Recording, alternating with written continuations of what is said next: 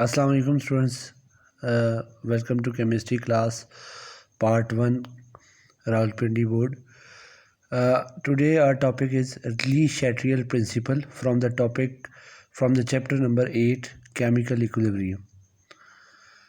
Le-Chatelier का introduction कुछ यूँ है कि इनका पूरा नाम हेनरी लुइस ले-चैटेलियर है और इन्होंने हमें इक्विलिब्रियम के ऊपर स्ट्रेस लगाने पर जो अफेक्ट हासिल होता है उसके बारे में हमें बताया।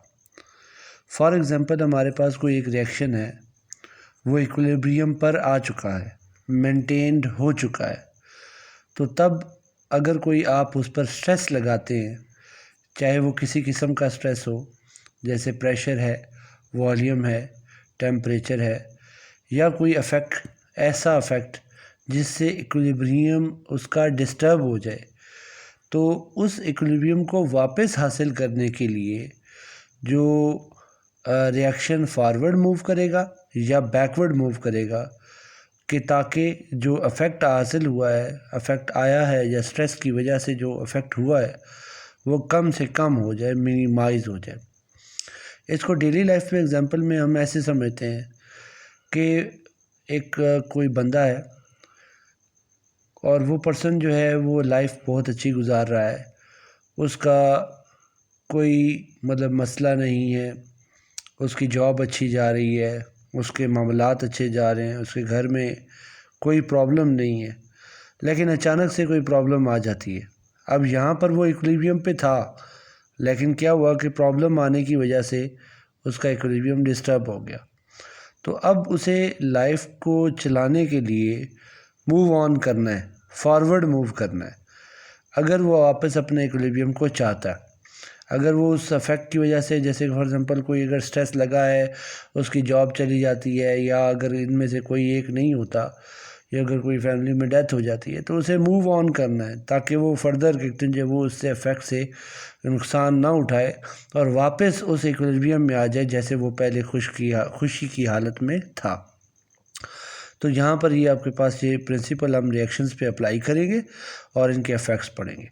इनमें हमारे पास बेटा कंसंट्रेशन का इफ़ेक्ट आ सकता है, प्रेशर का इफ़ेक्ट आता है, टेम्परेचर का इफ़ेक्ट आता है और कैटलिस्ट का इफ़ेक्ट आता है। इसके अंदर हमारे पास लिखा हुआ है, it can not completely cancel the affect, it just minimise that affect. कि ये जो अफेक्ट है जो अगर आप लगाते हैं उसकी वजह से जो रिएक्शन है वो जस्ट क्या करता है कि रिएक्शन के इक्विलिब्रियम को वापस लाने की कोशिश करता है जिस हद तक वो ला सकता है। इसमें सबसे पहला हम अफेक्ट पढ़ेंगे, अफेक्ट ऑफ कंसंट्रेशन। इसके अंदर मैंने एक जनरल रिएक्शन लिखा है बेटा, जिसमें A + B with the respective small a moles, small b moles respectively, और प्रोडक्ट CD रिस्पेक्टिवली। C जो है ना वो आपके पास इसका जो मोल्स हैं कोएफिशिएंट है, और कैपिटल D का स्मॉल d जो है वो मोल्स है। अब इसके अंदर हमारे पास यहाँ पर जो पॉसिबिलिटीज़ बनती हैं उसमें ये है कि देखो, कंसंट्रेशन का मतलब होता है अमाउंट, मोल्स पर dm³ में कोई ना कोई चेंज हो। तो बेटा चार किस्म के जो चेंज हैं वो हम पॉसिबल कर सकते हैं, पॉसिबिलिटीज़ हमारी निकल सकती हैं। और उनमें कौन कौन से?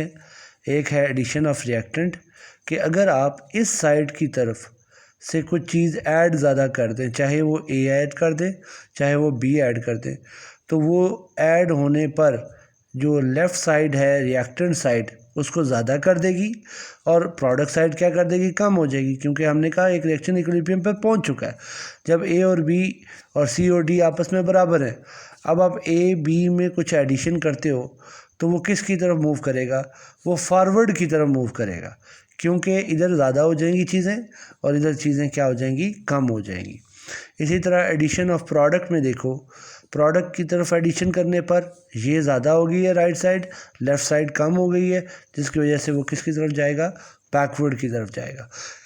इसी तरह अगर रिएक्शन की मिक्सचर में A + B है, उसमें आपने रिमूवल ऑफ रिएक्टेंट कर ली है, तो रिएक्टेंट में A और B दोनों में से किसी एक चीज़ की कमी कर दी है, तो अब क्या हुआ है, ये वाली साइड कम हो गई है और ये वाली साइड ज़्यादा हो गई है।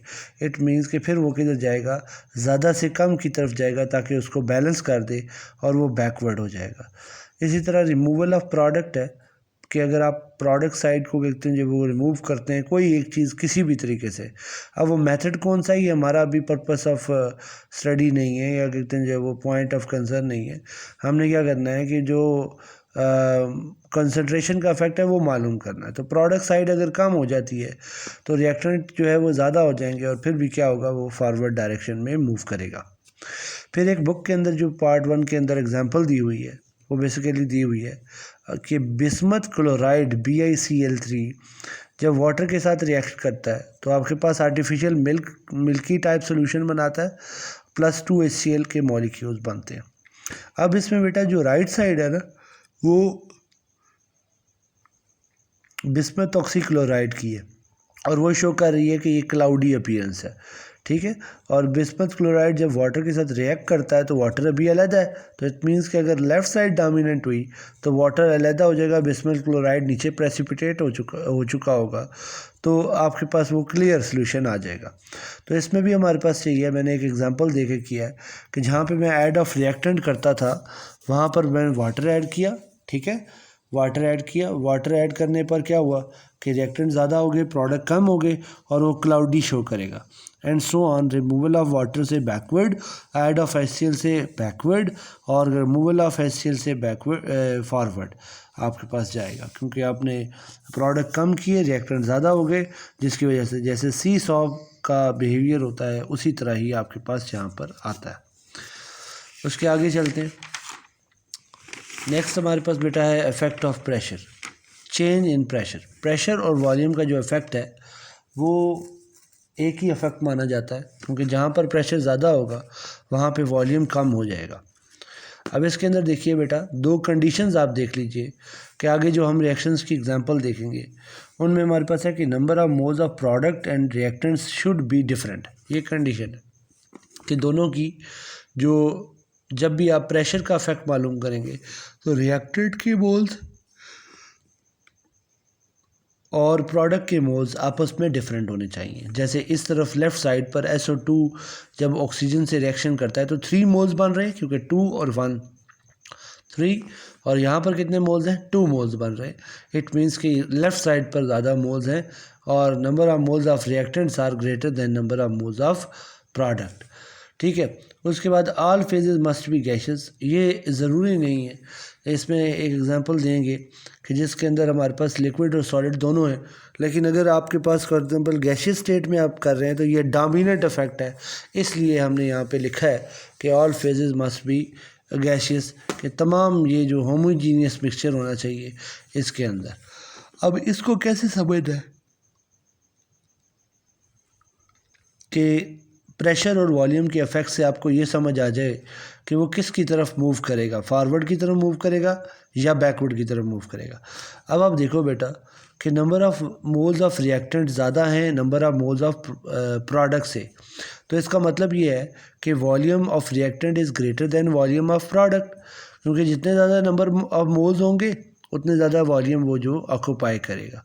तो इस बेसिस पर जहाँ आपके पास वॉल्यूम ज़्यादा हुआ तो वो लेफ़्ट साइड या बैकवर्ड को सपोर्ट करेगा, और जहाँ पर वॉल्यूम कम हुआ तो वो कम number of moles of product बनाएगा, क्योंकि प्रोडक्ट कम हिस्से हैं तो 2 मोल्स की जगह कम होती है, 3 मोल्स की जगह ज़्यादा होती है। इट मीन्स कि जहाँ पे वॉल्यूम कम होगा वो सपोर्ट करेगा कि वो फॉरवर्ड जाए इस रिएक्शन के लिए। तो यहाँ पर आप देखें कि increase in pressure, decrease in volume, कि जहाँ पे प्रेशर बढ़ा तो वॉल्यूम कितने जब हमने क्या किया, कम हो गया। देखो P1 मैंने ये रखा है और P2 नीचे ये रखा है, तो P2 नीचे हो गया, मीन्स कि P2 वाला ज़्यादा प्रेशर है, कि जब प्रेशर मैंने ज़्यादा रखा तो वॉल्यूम भी कितना हो गया, कम हो गया। तो इस वजह से कम वॉल्यूम वाली जगह पे जाएगा, तो यहाँ पर increase in pressure, decrease in volume, तो reaction will go towards forward direction, ठीक है, ये आ जाता है। उसके बाद आता है हमारे पास रिवर्स रिएक्शन, कि इसी का अपोजिट, कि फॉर एग्जांपल अगर आप डिक्रीज़ इन प्रेशर करते हैं और इंक्रीज़ इन वॉल्यूम ज़्यादा करते हैं तो रिएक्शन बैक साइड पे सपोर्ट करेगा। उसके बाद इसी को क्वांटिटेटिवली साथ ही देख लेते हैं, ठीक है, शॉर्ट हो जाएगा। तो यहाँ पर हमारे पास क्वांटिटेटिवली हम इसको देखेंगे कि केसी जो है वो जब आप कहते हैं जब वो लिखते हैं इसी रिएक्शन का 2SO2 + O2, मैंने नीचे दोबारा लिखा था, और आपके पास 2SO3 बना रहा है, तो इसके अंदर बेटा थोड़ा सा मॉडिफाई करके मैं बता रहा हूँ आपको, आसान करके, कि यहाँ पर आप देख सकते हो कि वॉल्यूम ऊपर है और एक्स भी ऊपर है। अब यहाँ पर हमने जैसे लिखा था ना a - 2x, b - x और ये 2x, तो आप x इसको समझें, तो जब x इसको समझेंगे तो ये आपके पास क्या आ गए, 2x आ गए, बेसिकली द स्क्वायर लिया गया है, तो इस वजह से 4x लिखा गया। तो कहते ही है कि अगर आप वॉल्यूम बढ़ाएंगे, अगर इस रिएक्शन मिक्सचर का वॉल्यूम ज़्यादा करते हैं, तो वॉल्यूम ज़्यादा करने पर बैकवर्ड सपोर्ट कर रहा था ना, तो उसी चीज़ को हम सपोर्ट करते हैं कि वॉल्यूम अगर आप बढ़ाएंगे तो एक्स को कम होना पड़ेगा, एक्स को कम होना पड़ेगा, एक्स मोल्स कम होंगे, एक्स को कम होने के इसका मतलब है एक्स कम हो जाएगा, एक्स की कम होने की वजह से वो किसकी तरफ मूव करेगा, वॉल्यूम ज़्यादा पर, वो बैकवर्ड की तरफ कहते हैं जब वो सपोर्ट करेगा। तो x has to be decrease, ताकि Kc की वैल्यू क्या हो जाए, कांस्टेंट हो जाए। अब यहाँ पर आप देखें कि जब आपने यहाँ पर 5 वैल्यू ली, तो देखो वॉल्यूम पहले कम था, लेकिन आपने वॉल्यूम ज़्यादा किया तो x को कम होना पड़ा, ताकि आंसर क्या है वही आए, क्योंकि अगर वॉल्यूम 5 to 10 हुआ है तो x जो है वो 4 से क्या हो गया, 2 हो गया, ताकि आंसर क्या आए, 20 आए। ठीक है, ये आपके पास आंसर Kc को हमने कांस्टेंट रखना है, क्योंकि Kc इक्विलिब्रियम कांस्टेंट होता है जो कि चेंज नहीं हो सकता सिवाय टेम्परेचर के, जबकि इक्विलिब्रियम पोजीशन जो है वो डिफरेंट होती है, वो चेंज हो सकती है। इसी तरह हमारे पास PCl5 का रिएक्शन है, PCl5 जब PCl3 से रिएक्ट करता है तो हमारे पास Vr is less than Vp, तो जब ये यहाँ पर हमारे पास ये शो करता है, तो इसमें देखो इधर 1 मोल है और इधर कितने जो वो आपके पास 2 मोल्स है, तो इसके अंदर हमारे पास number of moles of reactant are less than that of number of moles of product. ठीक है, तो इसके Kc हमें क्या समझाता है, अब यहाँ पे डिनोमिनेटर केस है कि जब आप कहते हैं जब वो वॉल्यूम की बात करते हो, तो अगर वॉल्यूम कम होगा, ठीक है, तो x भी कम हो जाएगा, क्योंकि ये डायरेक्टली प्रोपोर्शनल है। अगर आप इसको सामने लेके जाएं तो वॉल्यूम और x सामने एक दूसरे के प्रोपोर्शनल हो जाएंगे, तो इसलिए वॉल्यूम कम हुआ तो कम वॉल्यूम हुआ तो x भी क्या हो गए, कम हो गए। जब x कम हो गए तो इस मीन्स कि वो बैकवर्ड की तरफ जाएगा, ताकि उस चीज़ को क्या कर सके, पूरा कर सके। उसके बाद Kc remains constant, equilibrium position is disturb.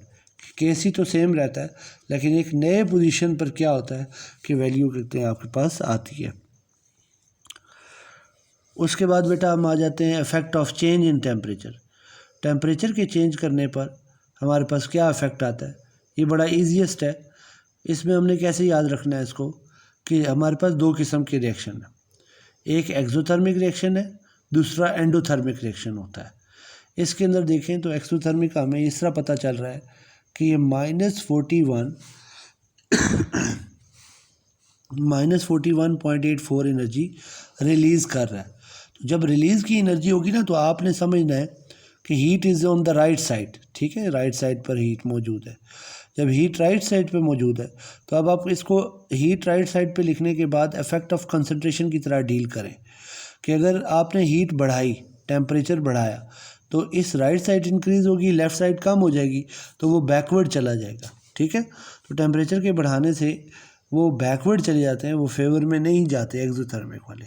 और टेम्परेचर के कम करने से क्या होता है कि वो फॉरवर्ड मूव करते हैं, वो ज़्यादा अच्छे तरीके से रिएक्ट करके वो कहते हैं हमारे पास यहाँ पर मूव करता है। अब टेम्परेचर बढ़ाया तो बैकवर्ड, और टेम्परेचर कम किया तो यहाँ पर कमी हो जाएगी, तो ये ज़्यादा हो जाएंगे रिएक्टेंट साइड, तो इसलिए वो फॉरवर्ड की तरफ मूव करेगा। इसी तरह हमारे पास यहाँ पर एंडोथर्मिक का भी कहते हैं जो वो बताया गया है कि ये एक सॉलिबिलिटी का रिएक्शन है, कि Ki जो है वो उसको आपने सॉलिबल करना है पानी के अंदर, तो ये हीट एब्जॉर्बिंग प्रोसेस है and it takes 21.4 kilo joule per mole. ठीक है, तो हमारे पास यहाँ पर हीट जब इसकी लेते हैं, तो हीट लेकर ये रिएक्शन मतलब सॉलिबल होता है ये रिएक्टेंट्स, तो टेम्परेचर बढ़ाएंगे तो ये फॉरवर्ड जाएगा, क्योंकि लेफ़्ट साइड ज़्यादा हो गई है और राइट साइड जो है वो कम हो गई है, क्योंकि हीट इंक्रीज़ की है। अदरवाइज़ अगर आप हीट डिक्रीज़ करेंगे तो वो बैकवर्ड आ जाएगा, क्योंकि हीट कम होगी तो ये वाली चीज़ कम हो गई है, ये वाली साइड, और ये वाली साइड क्या होगी, भारी होगी। इसका मतलब है कि यहाँ से आना चाहिए। तो यहाँ पे एक चीज़ नोट कर लें कि इक्विलिब्रियम कांस्टेंट हम पीछे कहते हैं कि किसी भी चीज़ से चेंज नहीं होता, लेकिन जो इक्विलिब्रियम कांस्टेंट है वो टेम्परेचर से चेंज होता है। ठीक है, टेम्परेचर से चेंज होने का रीज़न ये होता है कि आप कोई भी चीज़ ऐड नहीं कर रहे, ठीक है, मतलब रिएक्टेंट्स की बाकी कोई चीज़ आपने लॉस या गेन नहीं की, रिमूव भी नहीं की, ऐड भी नहीं की। सिर्फ हीट के चेंज होने से क्या होता है कि उनका जो हीट कंटेंट होता है वो चेंज हो जाता है, जिसकी वजह से क्या होता है कि उसका केसी कांस्टेंट की वैल्यू ही चेंज हो जाती है। नेक्स्ट हमारे पास लास्ट है effect of catalyst on equilibrium. Equilibrium पर कैटलिस्ट का इफेक्ट क्या है, तो हम यहाँ पर लिखेंगे कि it does not depend on the catalyst, catalyst just speed up the reaction. ठीक है, कैटलिस्ट जो होते हैं वो स्पीड अप रिएक्शन करते हैं, तो वो ना ही इक्विलिब्रियम पोजीशन को अफेक्ट करते हैं, ना ही इक्विलिब्रियम कांस्टेंट को अफेक्ट करते हैं। तो बेटा ये हमारा आज का लेक्चर था, ली शैट्रियर प्रिंसिपल। इंशाल्लाह नेक्स्ट क्लास में हम इससे आगे चलेंगे, कंटिन्यू करेंगे। अगर आपको कोई भी जो वो इससे रिलेटेड क्वेश्चन है तो आप मुझसे जो वो कमेंट के अंदर पूछ सकते हैं। Thank you.